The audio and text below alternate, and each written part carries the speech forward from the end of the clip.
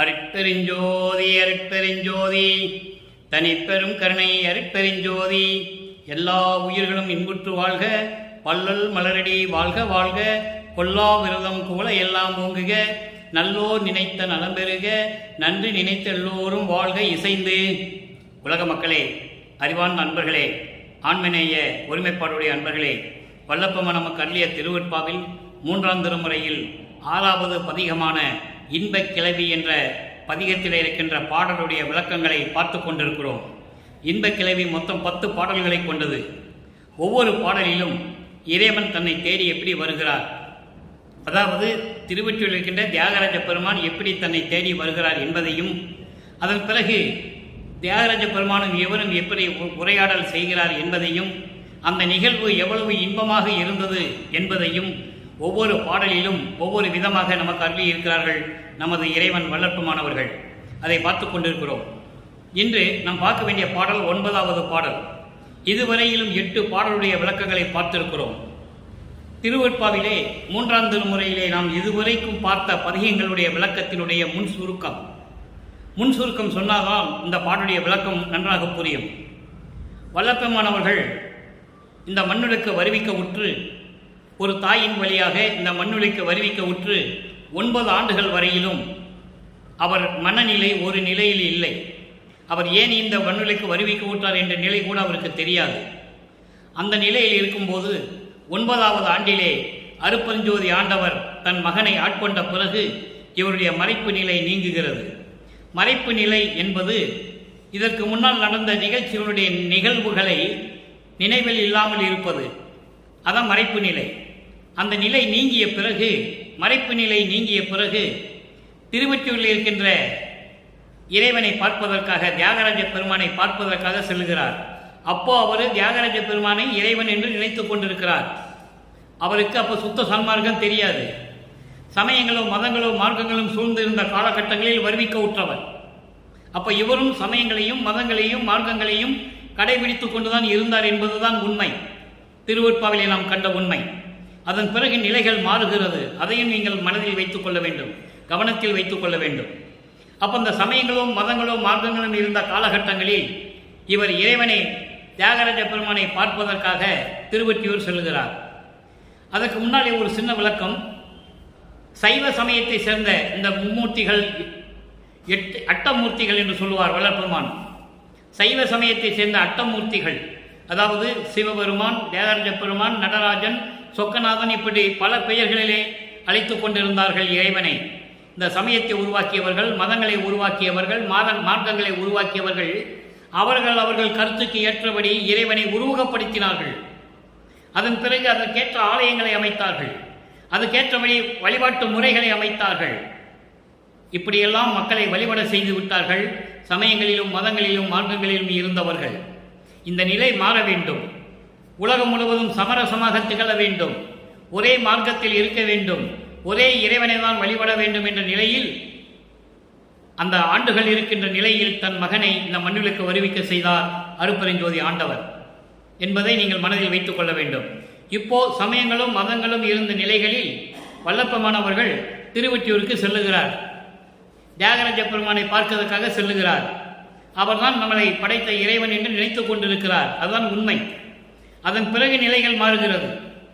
அப்போ அங்கு போகும்போது இவரை பார்த்த உடனே நமது குழந்தை இறைவன் 9வது ஆண்டில் திருவொற்றியூருக்கு செல்லுகிறார் வல்லப்பமானவர்கள். அப்போ இவரை பார்த்த உடனே காட்சி கொடுத்து விட்டு மறைந்து விடுகிறார் தியாகராஜ பெருமான். அதன் பிறகு திருவிழா வீதி வரும்போது, பவனி வரும்போது இவரும் அங்கே சென்றிருக்கிறார். திருவொற்றியூர் தெருவிலே நின்று கொண்டிருக்கிறார். இவரை பார்த்த உடனே திரும்பி பார்க்காமல் ஓடுகிறார் தியாகராஜ பெருமான். ஏனென்றால் இன்னும் ஆண்டுகள் இருக்கிறது என்று கருதி திரும்பி பார்க்காமல் பெருவழியாக தியாகராஜ பெருமான் ஓடுகிறார். இவரும் பின்னாலே ஓடி அவர் ஓட்டத்தை பிடிக்க முடியவில்லை. இறைவனுடைய ஓட்டத்தை பிடிக்க முடியுமா? முடியவில்லை. அப்போ வல்லற்பெருமானுக்கு எந்த அருளும் கிடைக்கவில்லை. நல்லா நீங்க மனசுல வச்சுக்கணும். அதுக்கப்புறம் இவருடைய மனக்குமுறலை, கவலையை, மன துன்பத்தை ஒரு நாரை வழியாக தூது அனுப்புகிறார். எந்த பதிலும் இல்லை. கிளிகளையும் தியாகராஜ பெருமானிடம் தூது அனுப்புகிறார். எந்த பலனும் இல்லை. அதன் பிறகு இனிமேல் எங்கேயும் செல்லக்கூடாது என்று வீட்டிற்குள்ளேயே இருந்து கொள்கிறார். அப்போ தியாகராஜ பெருமான் இவரை தேடி வருகிறார். அப்போ ஒரு காதலி காதலனை பார்த்தால் எவ்வளவு ஆனந்தப்படுவாளோ அந்த நிலையைத்தான் இன்பக் கிளவி என்ற பாடலிலே, என்ற பதிகத்திலே இந்த பாடலை நமக்கு அருளியிருக்கிறார்கள். நம்மளை எல்லாம் படைத்து காத்து கொண்டிருக்கின்ற அருட்பெருஞ்சோதி ஆண்டவராகிய வல்லற்பெருமான் அவர்கள். அப்போ அந்த நிலைகளிலே இருக்கும்போது இறைவன் இவர் வீட்டுக்கு வருகிறார். 2 பேரும் பேசிக் கொள்ளுகிறார்கள்.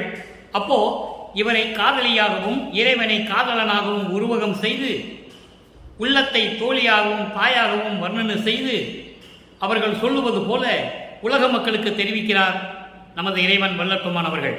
அந்த வகையில் இன்று நாம் பார்க்க வேண்டிய பாடல் 9வது பாடல், 3ஆம் திருமுறை, பதிகம் 6, இன்பக் கிளவி, 9வது பாடல். உளத்தே இருந்தார், திருவெற்றியூரில் இருந்தார், ஒவ்வொரு விடத்தை களத்தே வதிந்தார், அவர் எந்தன் கண்ணுக்குள் வதிந்தார், கடல் அமுதாம் கடல் அமுதாம் இலத்தே மொழியாய் ஆதலினால் இமையேன் இமைத்தல் இயல்பன்றே, வளத்தே மனத்தும் புகுகின்றார் வளத்தே மனத்தும் புகுகின்றார், வருந்தேன் சற்றும் வருந்தேனே. இது பாடல். நீங்கள் பாடலை நினைக்கும் போது படிக்கும்போது கொஞ்சம் கடினமாக தான் இருக்கும். ஆனால் பொருள் மிகவும் எளிமையானது. நல்ல கவனிங்க. உள்ளத்தே இருந்தார், திருவெற்றியூரில் இருந்தார். இறைவனை திருவெற்றியூரில் இருக்கின்ற இறைவன் என்று சொல்லுகிறார். ஏனால் சமயங்களும் மதங்களும் மார்க்கங்களும் அப்படிதான் சொல்லிக் கொண்டு இருந்தன. இவரும் அப்படிதான் சொல்ல வேண்டும். காலத்தின் கட்டாயம். வேற எதுவும் அவருக்கு தெரியாது. அதை பெருபுத்திசத்தில் சொல்லுவார். அன்று எனக்கு அற்ப அறிவாக இருந்தது என்று சொல்லுவார். அற்ப அறிவு என்பது மறைப்பு நிலை. மறைப்பு நிலை என்பது கடவுள் இந்த மண்ணுக்கு வருவிக்க விட்டு அவர் யார் என்ற தெரியாத நிலை. அவர் எந்த நிலையில் இருக்கிறார் என்று அவருக்கே தெரியாது.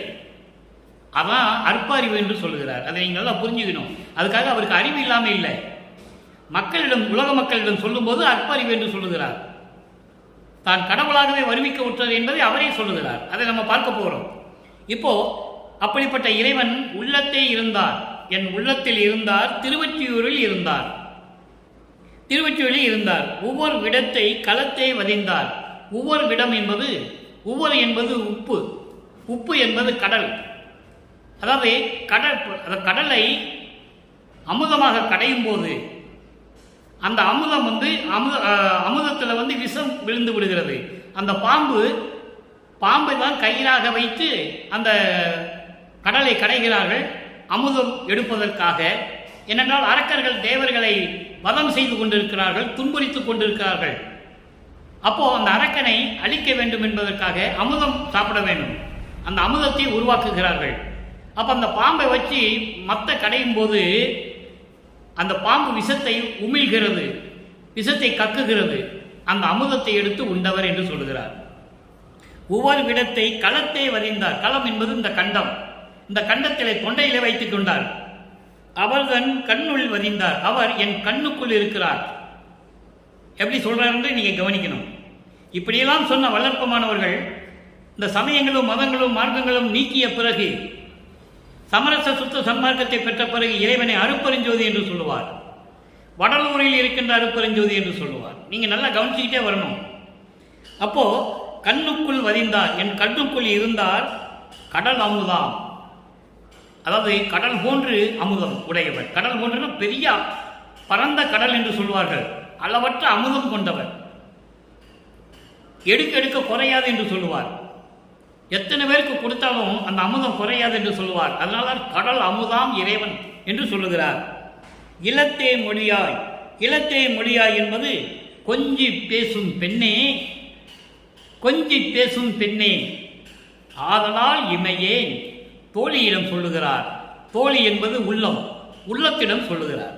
உள்ளமே, கொஞ்சி பேசுகின்ற பெண்ணே என்று சொல்லுகிறார் உள்ளத்தை. உள்ளமே, நான் இமையேன். இமையேன் என்றால் கண்ணை மூட மாட்டேன். கண்ணை மூட மாட்டேன் என்றால் நான் முழித்துக் கொண்டிருப்பேன், கண் விழித்துக் கொண்டிருப்பேன், உறங்க மாட்டேன் என்று சொல்லுகிறார். உறங்குவது இயல்பல்ல என்று சொல்லுகிறார். இறைவன் வருகின்ற நேரம் இது. என் கண்ணில் அவர் இருக்கிறார். நான் கண்ணை மூட மாட்டேன், தூங்கவும் மாட்டேன். என் கண்ணுக்குள் அவர் இருக்கின்றார் என்று தோழியிடம் சொல்லுகிறார், உள்ளத்திடம் சொல்லுகிறார். உள்ளத்திடம் சொல்லுவது போல உலக மக்களுக்கு சொல்லுகிறார். இணைத்தல் இயல்பென்றே வளத்தே மனத்தும் புகுகின்றார்.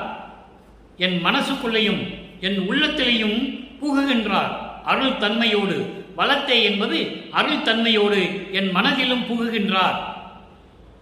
வருந்த மாட்டேன், வருந்தேன், சற்றும் வருந்தேனே. இன்னைக்கு எனக்கு கொஞ்சம் கூட வருத்தம் இல்லை. ஏன் இதை சொல்லுகிறார் என்றால், இதுக்கு முன்னால் அவர் பட்ட கஷ்டங்கள் துன்பங்கள் அவ்வளவு இருக்கிறது. 9வது ஆண்டிலிருந்து 24 ஆண்டுகள் வரையிலும் கிட்டத்தட்ட 15 ஆண்டுகள் வல்லற்பெருமானுக்கு வயது இல்லை. வல்லற்பெருமானுக்கு சொல்லும்போது அவருக்கு 24 வயசுல, 12 வயசுல, 32 வயசுல சொல்லக்கூடாது. வருவிக்கு உற்ற ஆண்டிலிருந்து அவர் மரணமில்லா பெருவாழ்வை இருந்து கொண்டிருக்கின்றவர். அவருக்கு வயதே இல்லை. ஒவ்வொரு யுகத்திலேயும் இருந்தவர் வல்லற்பெருமான் அவர்கள். ஒவ்வொரு யுகத்திலேயும் இருந்தவர் என்பதை நீங்கள் கவனத்தில் கொள்ள வேண்டும். திருவெட்பாவிலே பல இடங்களிலே சொல்லுவார். ஏன் அகவலிலே கூறுவார், ஊழிதோறு ஊழி உழப்பராது ஓங்கி வாலி என்று எனக்கு வைத்த நன்னீதியே. ஒவ்வொரு யுகத்திலேயும் நீ இருப்பாயாக என்று எனக்கு அப்பவே அருள் கொடுத்தவர் அருட்பெருஞ்சோதி என்று சொல்லுகிறார். ஊழிதோறு ஊழி உயிர் தலைத்து ஓங்கினன் என்று சொல்லுவார். ஊழிதோறி ஊழி உளவினும் அழியா உடம்பை அளித்தனன் என்று சொல்லுவார். இப்படிப்பட்ட நிலையில் இருக்கின்றவர் வல்லற்பெருமானவர்கள். 200 ஆண்டுகளாக, அதாவது வல்லற்பெருமானவர்கள் இந்த மண்ணுலைக்க வருவிக்க உற்று 200 ஆண்டுகள் கடந்து விட்டது. 200 ஆண்டுகளில் வல்லற்பெருமானுடைய அருள் நிலையை யாருமே உலக மக்களிடம் சொன்னதில்லை. பொதுப்படையாக பேசினார்கள், பொதுவாக பேசினார்கள். அவர் ஒவ்வொரு யுகத்திலும் இருந்த இறைவன் என்று யாரும் சொன்னதில்லை. வல்லப்பெருமான் சொல்லுகிறார், நான் இறைவன் என்று சொல்லுகிறார். சித்தனானேன் என்று சொல்லுவார். திரு அருள் செங்கோலாட்சி பெற்றுக்கொண்டேன் என்று சொல்லுவார். ஒவ்வொரு யுகத்திலேயும் இருந்தேன் என்று சொல்லுவார். அதை நீங்கள் புரிந்து கொள்ள வேண்டும். இப்போ அந்த மாதிரி இருந்தவர் என் மனதில் புகுந்து கொண்டார். இனிமேல் நான் வருந்த மாட்டேன், சற்றும் வருந்தேனே என்று சொல்லுகிறார். நீங்க நல்லா கவனிச்சுட்டே வரணும். நிலைகள் மாற மாற அவருடைய நிலைகளும் மாறிக்கொண்டே வரும். முதலிலே காட்சி கொடுத்தவர் மறைந்து விடுவார், தெருவிலேயே ஓடுவார், தூது அனுப்பியும் நாரைகளையும் தூது அனுப்பியும் பதில் சொல்ல மாட்டார். அப்படிப்பட்டவர் இன்று இங்கே வீட்டிற்குள்ளே வந்து கொண்டிருக்கிறார். அப்போ நிலைகள் மாறுது என்பதை நீங்கள் புரிந்து கொள்ள வேண்டும்.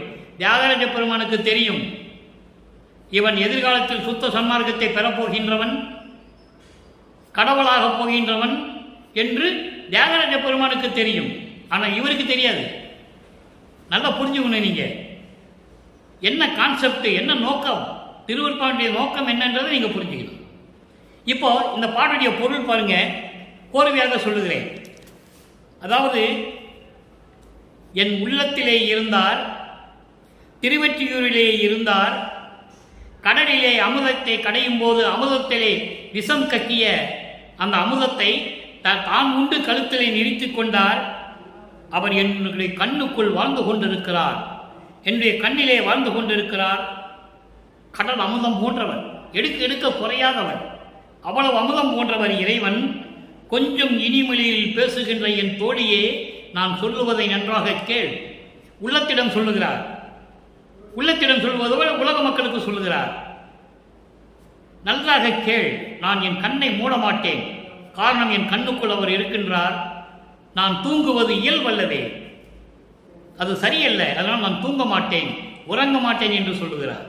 உறங்க மாட்டேன், கண்ணு மூடுவது இயல்பு அல்ல, அது நல்லது அல்ல. என் மனத்தில் இப்போது வந்து புகுகின்றார், இருக்கப் போகின்றார். இனிமே நான் வருந்த மாட்டேன், எதை கண்டு நான் வருந்த மாட்டேன் என்று சொல்லி இந்த பாடலை நமக்கு அருளியிருக்கிறார்கள். இதனால் உலக மக்களுக்கு என்ன தெரிவிக்கிறார்?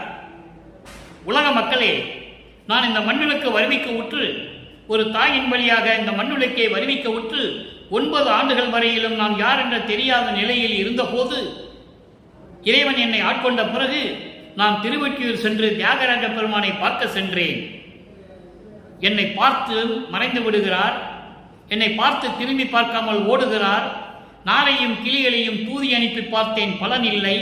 இனிமேல் திருவெற்றியூருக்கு செல்வதில்லை என்ற முடிவோடு நான் வீட்டிலேயே இருந்து கொண்டேன்.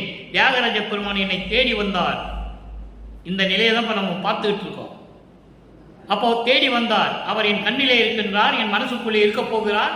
இனிமேல் நான் எதையும் வருந்த மாட்டேன், எதை பற்றியும் வருந்த மாட்டேன் என்று உலக மக்களுக்கு தெரிவிக்கிறார். இப்ப இந்த பாட்டுடைய பொருளை பார்த்து விட்டோம். இப்போ மதங்களும் சமயங்களும் மார்க்கங்களும் சூழ்ந்த நிலையில் எப்படி இருந்தார், இறைவனை எப்படியெல்லாம் வர்ணித்தார். எங்கே இருக்கின்ற இறைவன்? திருவற்றில் இருக்கின்ற இறைவன் என்று சொல்லுகிறார். அதன் பிறகு சமரச சுத்த சன்மார்க்கத்தை பெற்ற பிறகு கிட்டத்தட்ட இந்த மண்ணுலைக்க வருவிக்கவுற்று 33வது ஆண்டில் 32 அல்லது 33 இந்த ஆண்டுகளுக்குள் சுத்த சன்மார்க்கத்தை பெற்ற பிறகு இறைவனை அருட்பெருஞ்சோதி என்று சொல்லுவார். வடலூரிலே இருக்கின்ற இறைவன் என்று சொல்லுவார். அதன் பிறகு அங்கே முறையிட்டது வேறு. சமயங்களிலும் மதங்களிலும் மார்க்கங்களிலும் எந்த அருளையும் பெறவில்லை. ஊழல் தான் நடந்து கொண்டிருக்கிறது. ஊழல் என்பது ஒரு காதலனும் காதலிக்கும் ஏற்படுகின்ற ஒரு இன்பமான ஒரு நிகழ்வு. அதுதான் நடந்து கொண்டிருக்கிறது. இப்போ இறைவனை யார் என்று தெரிந்த பிறகு, அருட்பெருஞ்சோதி ஆண்டவர் என்ற பிறகு, அவர்தான் தன்னை வருவிக்க உற்றவர் என்று தெரிந்த பிறகு, நீயே என் தந்தை அருளுடையாய், என்னை நேர்ந்து பெற்ற தாயே என்று சொல்லுவார். ஆன்ற சன்மார்க்கம் அணிவர என்னை தான் ஈன்று அமுதளித்த இனிய நற்றாயே என்று சொல்லுவார். இது அகவலிலே வரும். கருவிடுத்த காத்த தலைவனை என்று சொல்லுவார். கருவில் கலந்த துணையை என்று சொல்லுவார். கருவில் இருந்து ஒரு தாயின் கருவறையில் இருந்ததிலிருந்து இறைவன் எப்படி தன்னை ஆட்கொண்டார் என்று சொல்லுவார். யாருமே மக்களிடம் சொன்னதில்லை. அதனால் மக்களுக்கு தெரியாது. இப்போ அது சுத்த சன்மார்க்கத்தை பெற்ற பிறகு எப்படி முறையீடு செய்கிறார், எப்படி அருளை பெற்றுக் கொண்டார், எப்படி இறைவனானார், எப்படி அருட்பெருஞ்சோதி ஆண்டவரானார், அந்த விளக்கத்தை நாம் பார்க்க போகிறோம். நன்றாக கவனியுங்கள். 6ஆம் திருமுறை பதிகம் 15 திருவடி முறையீடு 9வது பாடல். 3ஆம் திருமுறையிலே 6வது பதிகத்தில் இருக்கின்ற 9வது பாடலுக்கு திருவடி முறையிலே 9வது பாடலிலே சுத்த சன்மார்க்க விளக்கம். சாற்றுவேன் என் தந்தையே தாயே சத்குரு நாதனே என்றே. என் தந்தையும் என் தாயும் என் சத்குரு நாதனம் என்று உன்னை நான் சொல்லுவேன். சாற்றுவேன் என்றால் சொல்லுவேன். என் தந்தையும் நீதான், என் தாயும் நீதான், எனக்குடைய சத்குரு நாதன் நீதான் என்று நான் சொல்லுவேன். உலக மக்களுக்கு சொல்லுவேன், பிரபஞ்சத்தில் சொல்லுவேன். அடுத்து சொல்வார் பாருங்க, போற்றுவேன் திருச்சிற்றம்பலத்தாடும் பூரணாயன. உன்னை நான் போற்றுவேன். திருச்சிற்றம்பலத்திலே இருந்து கொண்டு அருளாட்சி செய்து கொண்டு அருள் நடனம் செய்து கொண்டிருக்கின்ற பரிபூரணமான இறைவனை என்று உன்னை நான் போற்றுவேன். உலக மக்களுக்கு தெரிவிப்பேன். பிரபஞ்சத்தில் பறைசாற்றுவேன். உலகமெல்லாம் தூற்றுவேன் அன்றி, தூற்றுவேன் என்பது புகழ்ந்து பேசுவது, புகழ்ந்து போற்றுவது மட்டுமல்லாமல், இந்த உலகமெல்லாம் நான் சொல்லுவேன். உன்னை புகழ்ந்து போற்றுவது மட்டுமல்லாமல், நீ செய்த தூய பேர் உதவிக்கு, நீ எனக்கு செய்த தூய பேர் உதவிக்கு, நீ எனக்கு செய்தாயே புனிதமான அருள். புனிதமான அருள் என்ன? சமரச சுத்த சன்மார்க்கத்தை கொடுத்து எனக்கு அருள், எல்லா அருளையும் கொடுத்தாயே, அந்த உதவிக்கு நான் என்ன ஆற்றுவேன், நான் என்ன பரிகாரம் செய்ய போகிறேன். எவ்வளவு அற்புதமாக சொல்றார் பாருங்க. அது வரைக்கும் இறைவனை தேடிக்கொண்டு அலைந்து கொண்டிருந்தவர் திருவெற்றியூரிலே யார் என்று தெரியாத நிலையில் சமரச சுத்த சன்மார்க்கத்தை பெற்ற பிறகு இறைவன் அருட்பெருஞ்சோதி ஆண்டவர் தான் அவருடைய தந்தை தாய் என்று சொல்லுகிறார். நான் போற்றுவேன் உன்னை, இந்த பிரபஞ்சம் அறியும்படி பறைசாட்டுவேன். நீ எனக்கு தூய பேர் உதவி எவ்வளவு செஞ்சிருக்க. சுத்த சன்மார்க்கத்தை கொடுத்திருக்க, முத்தேகத்தை கொடுத்திருக்க, மரணமில்லா பெருவாழ்வை கொடுத்திருக்க, இந்த பிரபஞ்சத்தை ஆட்சி செய்யக்கூடிய திருவருள் செங்கோலாட்சி கொடுத்திருக்க. நான் உனக்கு என்ன பரிகாரம் செய்ய போகிறேன்? என் ஆவி, என்னுடைய உயிர், உடல், பொருள், என் அப்பா எல்லாம் உன் சுதந்திரம் தானே. எனக்கு என்ன சுதந்திரம் இருக்கிறது? எனக்கு எந்த சுதந்திரம் இல்லை. எனக்கு எந்த உரிமையும் இல்லை. இந்த உடல், பொருள், ஆவி எல்லாமே உன்னுடைய சுதந்திரம். உனக்கு உரிமையானது, எடுத்துக்கொள் என்று சொல்லுகிறார். இவ்வளவு அற்புதம் பாருங்க. அடுத்த ஒரு நிலை பாருங்க. 21 பதிகம் 6ஆம் திருமுறை சுத்த சன்மார்க்க வேண்டுகோள். வேண்டுகோளை சுத்த சன்மார்க்க வேண்டுகோள். 1ஆம் திருமுறையிலிருந்து 4ஆம் திருமுறைக்கு அது இருக்காது. சுத்த சன்மார்க்கத்தை பெற்ற பிறகுதான் சுத்த சன்மார்க்க வேண்டுகோள் விடுக்கிறார் 9வது பாடல். நாம் பார்த்து கொண்டிருக்கின்ற 3ஆம் திருமுறையிலே இன்பக் கிளவியிலே 9வது பாடலுக்கு இங்க பாடல்களுடைய விளக்கம் ஒரு நிலைக்கு இருக்கிறது. அங்க என்ன சொல்வார்? என் மனதில் வந்து புகுகின்றார், என் உள்ளத்திலே வரப்போகிறார், இனிமேல் நான் வருந்த மாட்டேன் என்று சொல்வார். என்ன புகுந்தார்? எப்படி இருக்க வேண்டும்? வேண்டுகோளை பாருங்க. அறிவா நான் வேண்டுதல் கேட்டு அருள்புரிதல் வேண்டும்.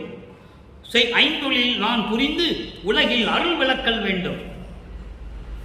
அறிவா மெய்யறிவாளவானனே, மெய்யறிவு கொண்ட இறைவனே, மெஞ்ஞான அறிவு கொண்ட இறைவனே, அருட்பெருஞ்சோதியே, நான் வைக்கின்ற வேண்டுதலை கேட்டு நீ அருள் புரிதல் வேண்டும். எப்படி? ஐந்தொழில் புரிந்து உலகில் அருள் விளக்கல் வேண்டும். இந்த ஐந்தொழில் என்பது படைத்தல், காத்தல், அழித்தல், மறைத்தல், அருளல். இது 5 தொழில்கள். இது தவிர எத்தனையோ 5 தொழில்கள் இருக்கின்றன. 5 பூதங்களை அடக்கி ஆளுவது, நிலம், நீர், நெருப்பு, காற்று, ஆகாயம், அதையும் அடக்கி ஆளுவது, பொறிகளை அடக்கி ஆளுவது,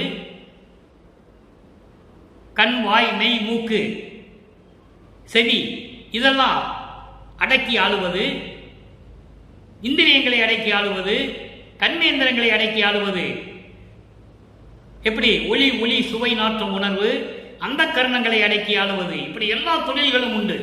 அப்படி எல்லா தொழில்களையும் புரிந்து எனக்கு கொடுத்து நான் புரிதல் வேண்டும் இந்த உலகிலே. அதற்கான அருள் விளக்கல் வேண்டும். அது நீதான் விளக்கி சொல்ல வேண்டும். அடுத்து பாருங்க, சரியாத கர்ணம் எல்லாம் செரித்து அடக்கல் வேண்டும். சரியாத கர்ணம், அடங்காத, அடக்க முடியாத அந்த கர்ணங்கள் இருக்கின்றன. அது என்னது? அந்த கர்ணங்கள் 4: மனம், சித்தி, புத்தி, அகங்காரம். இந்த 4ஐயும் அடக்கி எல்லாம் செரித்து அடக்கல் வேண்டும். செரித்து அடக்கல் என்பது ஒரு நிலையில் நிறுத்த வேண்டும். ஏனென்றால் மனம் என்பது ஒரு நிலையில் இருப்பதில்லை. குரங்கு போல தாவிக்கொண்டே செல்லும். அதான் மன குரங்கு என்று சொல்லுவார். குரங்கு ஒரு இடத்துல இருக்குமா? இருக்காது. அதுபோன்று மனம் தாவிக்கொண்டே செல்லும். அப்படிப்பட்ட மனம், சித்தம், புத்தி, அகங்காரம் இவற்றை எல்லாம் அடக்கி ஒரு நிலையில் நிறுத்த வேண்டும். அடுத்து பாருங்க, சித்தாந்த வேதாந்தம் பொது சிறத்தல் வேண்டும். இந்த சித்தாந்தம் வேதாந்தமும் பொதுவாக இருக்க வேண்டும். சித்தாந்தம் என்பது நீ நான் என்ற இல்லாத நிலை, ஒன்றுபட்ட நிலை. நீ நான் என்று வேறுபாடு இல்லாத நிலை. வேதாந்தம் என்பது அவன் இவன் என்று பார்க்கக்கூடிய வேறுபட்ட நிலை.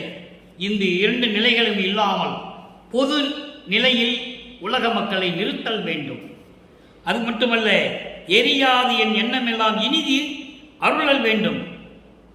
நான் என்னென்ன நினைத்தனோ அது அப்படியே விலகாமல், பிசகாமல், தவறாமல் எல்லாமே எனக்கு அருளல் வேண்டும், இனிது அருளல் வேண்டும்.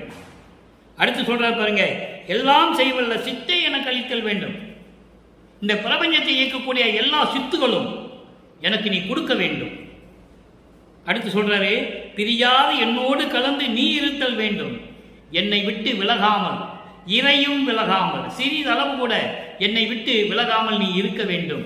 அதை அகவலிலே சொல்லுவார், எம்மை என்னும் என்னை விட்டு இறையும் பிரியாது அம்மையும் அப்பனுமாம் அருட்பெருஞ்சோதி. எம்மையினும் என்னை விட்டு இறையும் பிரியாது. எக்காலத்திலும், எவ்வுலகிலும், எவ்விடத்திலும், எந்த சூழ்நிலையிலும் என்னை விட்டு சிறிதளவு கூட பிரியாமல் இருக்க வேண்டும். எனக்கு தாயாகவும் தந்தையாகவும் நீ விளங்க வேண்டும் என்று அகவலிலே சொல்லுவார். அதை தான் இங்கே சொல்லுகிறார், பிரியாது என்னோடு கலந்து நீ இருத்தல் வேண்டும். எவ்வளவு அற்புதம் பாருங்க. பெருமான் நிந்தனை பாடி ஆடுதல் வேண்டுவனே. என் தந்தையே, அருட்பெருஞ்சோதியை உன்னை உளமாற பாடி புகழ்ந்து ஆடுதல் வேண்டுவனே. நான் செயலாற்ற வேண்டும், நான் இந்த உலகை நடத்த வேண்டும், முன்னின்று நடத்த வேண்டும் என்று சொல்லி இந்த விண்ணப்பத்தை வைக்கிறார். சரி, இதெல்லாம் வச்சாச்சு. இப்போ எப்படியெல்லாம் பெற்றுக்கொண்டார்? சிவ தரிசனம் 23வது பதிகம், சிவ தரிசனம் 9வது பாடல். 3ஆம் திருமுறையிலே இன்ப கிளவியிலே இருக்கின்ற 9வது பாடலுக்கு சமயங்களும் மதங்களும் மார்க்கங்களும் சாராத தனி மார்க்கமான சமரச சுத்த சன்மார்க்கத்தை பெற்ற பிறகு, அருட்பெருஞ்சோதி ஆண்டவரான பிறகு எப்படி சிவ தரிசனம் என்று சொல்லுகிறார். சிவம் என்று சொல்லும் போதே நீங்கள் சிவங்கிட்ட போயிடக்கூடாது. அவன் சமயத்தை சார்ந்தவன். சமயங்களை சார்ந்த இறைவர்கள் கடவுள்கள் கூட்டம் என்று சொல்லுவார், ஈஸ்வர மூர்த்திகள் என்று சொல்லுவார். நல்லா நீங்க கவனிச்சுக்கணும். நடராஜனும் தியாகராஜ பெருமானும் சிவபெருமானும் சொக்கநாதனும் மகாலிங்கமும் எல்லாம் ஒண்ணுதான். ஈஸ்வர கூட்டத்தை சேர்ந்தவர்கள், ஈஸ்வர தத்துவத்தை சேர்ந்தவர்கள். தத்துவத்தினுடைய விளையாட்டு என்று சொல்லுவார் வல்லப்பமானவர்கள். அருட்பெருஞ்சோதி அப்படி அல்ல. சாதியும் மதமும் சமயமும் காணா ஆதி அநாதையம் அருட்பெருஞ்சோதி. சாதி மதமும் சமயமும் பொய்யென ஆதியில் உணர்த்திய அருட்பெருஞ்சோதி. ஆனால் அருட்பெருஞ்சோதி வேறு. அவன்தான் முதன்மையான கடவுள், தலைமை கடவுள், தனி பெரும்பதி என்று சொல்லுவார். கட்டவிழ்த்த கமலம் என கருத்து அவிழ்ந்து நின்னையே கருதுகின்றேன் வேறு ஒன்றும் கருதுகிறேன். இதுதான் என்ன சொல்றாரு? கட்ட விழுந்த கமலம் என மொட்டு மலர்ந்த தாமரை மலர் எப்படி இருக்கும்? மொட்டா இருக்கும்போது எப்படி இருக்கும்? அந்த மொட்டு மலர்ந்த பிறகு அந்த தாமரை எப்படி இருக்கும்? அதுபோல என் உள்ளம் மலர்ந்து என் உள்ளம் முழுவதும் நிறைந்து நின்னையே கருதுகின்றேன், உன்னையே நினைத்து கொண்டிருக்கிறேன். எப்படி மொட்டான தாமரை மலர் மலர்ந்த பிறகு எப்படி இருக்குமோ அதுபோல என் உள்ளத்தில் உன்னை நினைத்து கொண்டிருக்கிறேன். வேறு ஒன்றும் கருதுகிறேன். நான் வேற ஒன்றும் நினைக்கல, வேற யாரை பற்றி நினைக்கல, வேற எதுவுமே நினைக்கல, ஒன்றை மட்டும் தான் நினைச்சுக்கிட்டு இருக்கேன். இதுதான் சத்தியம் என்று சொல்லுகிறார். இதுதான் என்பது இதுதான் உண்மை, இதுதான் சத்தியம் என்று பொருள். அது மறைமுகமான விளக்கம், மறைந்து இருக்கிறது. இதுதான் உண்மை, இதுதான் சத்தியம் என்பது மறைந்திருப்பதால் இதுதான் என்றோடு நிறுத்திக் கொள்ளுகிறார். இதுதான் கடவுள் விளக்கம், இதுதான் சுத்த சன்மார்க்க விளக்கம் என்பதை நீங்கள் புரிந்து கொள்ள வேண்டும். அடுத்து வருங்க, சிட்டர் உள்ளம் திகழ்கின்ற சிவபதியே. சிட்டர் உள்ளம் திகழ்கின்ற சிவபதி. சிவபதி என்பது அருட்பெருஞ்சோதி, சிவம் என்பது அருட்பெருஞ்சோதி, சிவபதி என்பது அருட்பெருஞ்சோதி. அப்போ சிட்டர் உள்ளம் திகழ்கின்ற சிட்டர் உள்ளம் என்பது சமரச சுத்த சன்மார்க்கத்தை சேர்ந்த அன்பர்கள், சமரச சுத்த சன்மார்க்கத்தை சேர்ந்த சாதுக்கள், சமரச சுத்த சன்மார்க்கத்தை சேர்ந்த சம்சாரிகள். நல்லா கவனிச்சீங்க நீங்க. சம்சாரிகளும் இருக்கிறாங்க, அன்பர்களும் இருக்கிறாங்க, சாதுக்களும் இருக்கிறாங்க. அவர்கள் உள்ளத்தில் திகழ்ந்து கொண்டிருக்கின்ற அருட்பெருஞ்சோதியை என்று சொல்லுகிறார். இங்கே ஏன் அதை சொல்லுகிறார் என்பதை சொல்லுவதற்கு சின்ன விளக்கம். கொலையும் புலையும் தவிர்த்து இருக்க வேண்டும். கொலை என்பது எந்த உயிர்களையும் கொலை செய்யக்கூடாது, துன்புறுத்தக்கூடாது, இம்சப்படுத்தக்கூடாது. புலை என்பது மாமிச உணவுகளை எடுக்கக்கூடாது. இது சுத்த சன்மார்க்கத்தின் தலையாய கொள்கை. அதோடு மட்டுமல்ல, இறைவன் ஒருவன் என்ற நிலையில் இருப்பது, அதுதான் சுத்த சன்மார்க்கம். இறைவன் ஒருவனே என்ற நிலையில் இருப்பது சுத்த சன்மார்க்கம். அப்போ இறைவன் ஒருவன் என்பது அருட்பெருஞ்சோதி. வேற எந்த இறைவனையும் ஒருவன் என்று சொல்ல முடியாது, பல பெயர்களிலே இருக்கும். இங்க ஒரே பெயர் அருட்பெருஞ்சோதி, ஒரே இறைவன் அருட்பெருஞ்சோதி, ஒரே தலைவன் அருட்பெருஞ்சோதி, ஒரே மார்க்கம் சமரச சுத்த சன்மார்க்கம். எந்த விதமான மாறுபாடுகள், வேறுபாடுகள், முரண்பாடுகள், சங்கற்ப விகற்பங்கள் எதுவுமே கிடையாது. இங்க குத்து விளக்கு ஏத்துறது, காமாட்சி விளக்கு ஏத்துறது, திருநூறு பூசுறது, பொட்டடிக்கிறது, சந்தனம் பூசுறது, தேங்காய் உடைக்கிறது, ஊதுபத்தி கொளுத்துறது, கற்பூரம் கொளுத்துறது எதுவுமே இல்லை. அதான் தனி பெரும்பதி என்று சொன்னார் இறைவனை, தனி மார்க்கம் என்று சொன்னார் சுமரச சுத்த சன்மார்க்கத்தை. அடுத்து சொல்ற பாருங்க, எனது திருவுள்ளம் அறிந்தது, இதெல்லாம் உனக்கு தெரியும். நான் செப்புதல் நான் என்ன சொல்றது, எல்லாமே உனக்கு தெரியும், உனக்கு தெரியாத ஒன்றும் இல்லை. அதனால் நான் என்ன சொல்லுவது? புவி மேல் விட்ட ஊரை தொட்ட ஊரை இரண்டும் நிறைந்தனன். இந்த மண்ணுலக்கு ஒன்னாலே வருவிக்க விட்டு சுத்த சன்மார்க்க விளக்கம் பாருங்க. உலகியல்ல சொல்லுவாங்க, என்னப்பா இவ்வளவு கஷ்டப்பட்டு இருக்க அப்படிங்கும்போது, ஏதோ விட்ட குறை தொட்ட குறை இருந்திருக்கு. எப்படி விட்ட குறை தொட்ட குறை இருந்ததால் நான் அனுபவிக்கிறேன் என்று சொல்லுவார்கள் உலகியலிலே. சுத்த சன்மார்க்கம் இறைவன் சொல்லுவது என்னவென்றால், இந்த உலகத்திலே விட்ட குறை தொட்ட குறை நிறைந்தனன் என்று சொல்லுகிறார். விட்ட குறை தொட்ட குறை என்பது ஏற்கனவே நான் இந்த மண்ணுக்கு முன்னாலே வருவிக்க உற்று சமயங்களிலும் மதங்களிலும் மார்க்கங்களிலும் சார்ந்திருந்து நான் பட்ட துன்பங்கள், நான் செய்த தீய செயல்கள் அப்படிலாம் சொல்லுகிறார். தெரியாம செஞ்சிருப்பேன், ஏன்னா எனக்கு தெரியாது, உண்மை தெரியாது. அந்த மாதிரியும் இருந்தேன், அந்த ஒரு நிலை.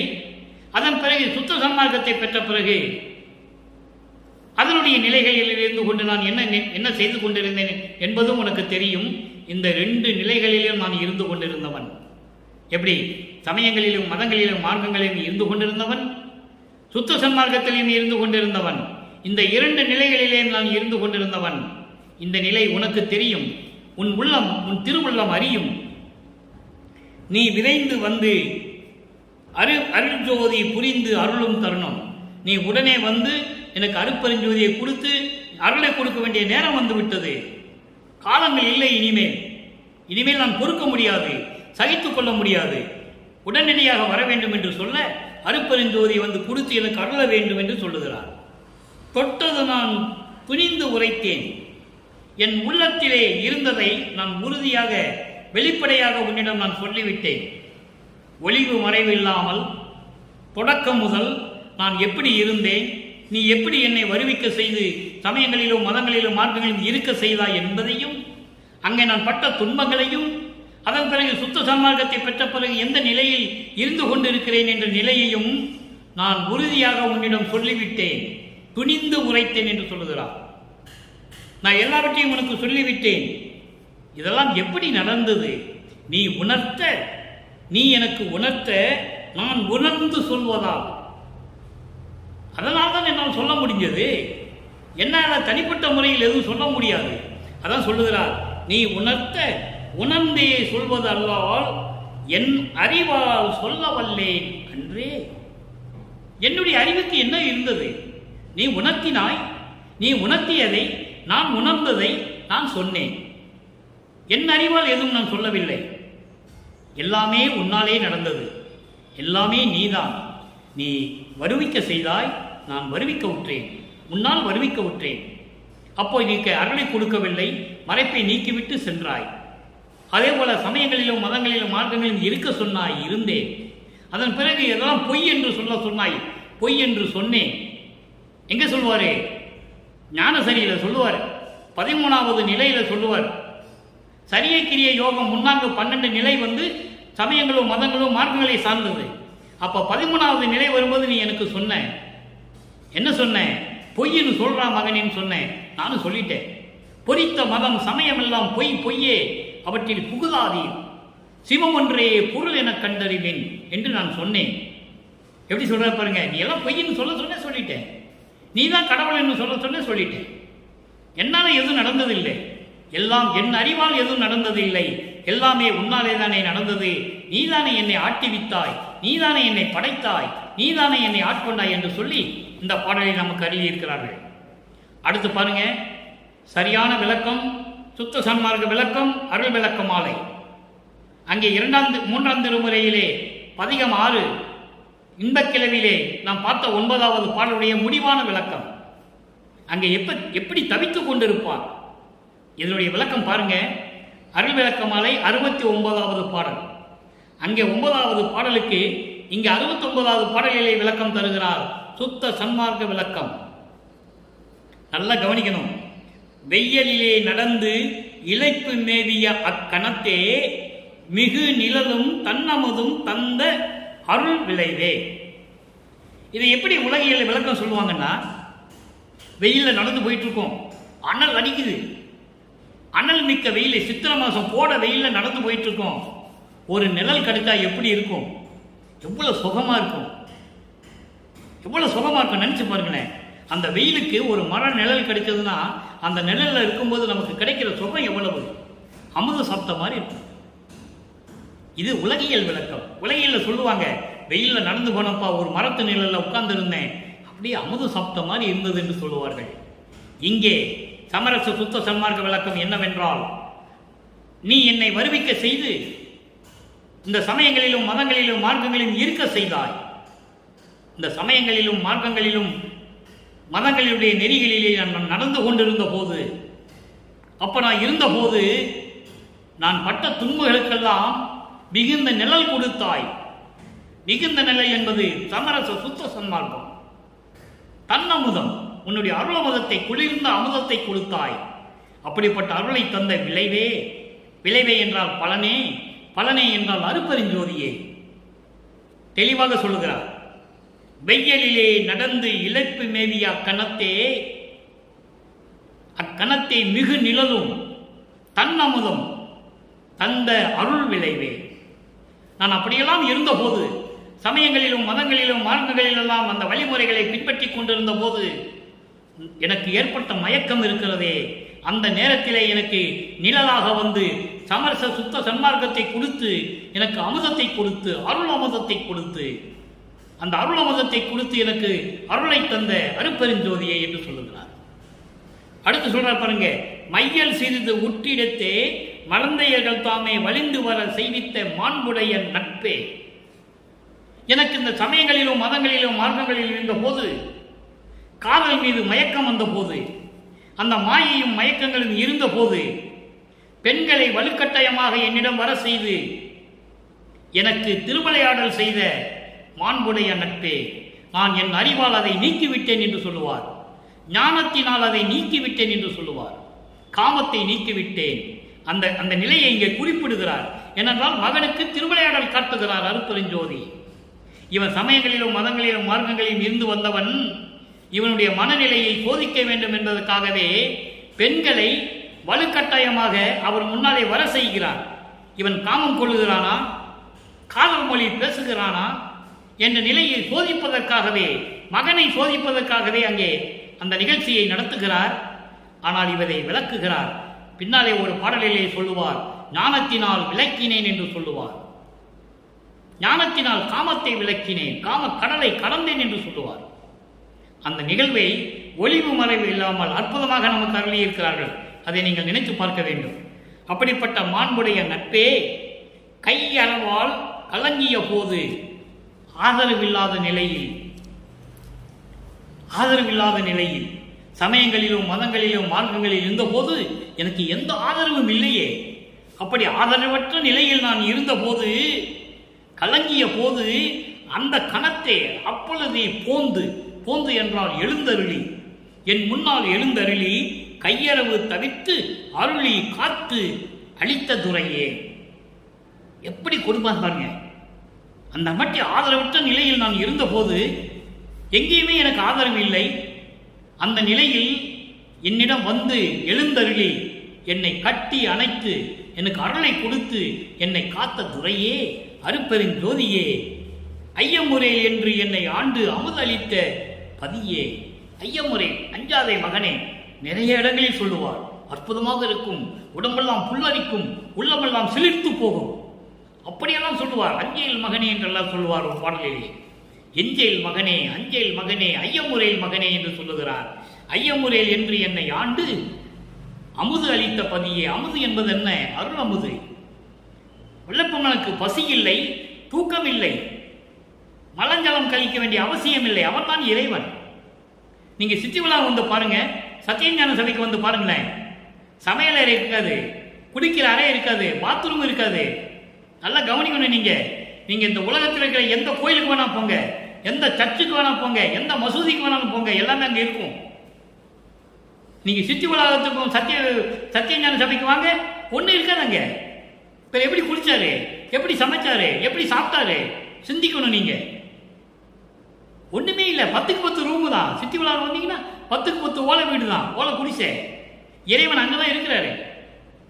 இப்ப எப்படி சாப்பிட்டுருப்பாரு நீங்க சிந்திச்சு பார்க்கணும். வல்லப்பமான சாப்பிட்டாரு, தூங்குனாங்கலாம் சொல்லுவாங்க, நம்பாதீங்க. அதெல்லாம் நிலை வேறு. தத்துவ சித்தி அதெல்லாம் வேற நிலைகள். சிறு வயதாக இருக்கும்போது சாப்பிடும்போது மற்றவங்களுக்கு சாப்பிட்ற மாதிரி தெரியும். ஆனால் உணவு உள்ள போகாது. அவர் சொல்றாரு, பாட்டில் சொல்றாரு, நான் முன்பு உண்ட உணவெல்லாம் அமுதமாயிற்று என்று சொல்லுவார். நல்லா கவனிக்கணும் நீங்க. அப்படிப்பட்ட இறைவன் வல்லப்பமானவர்கள்.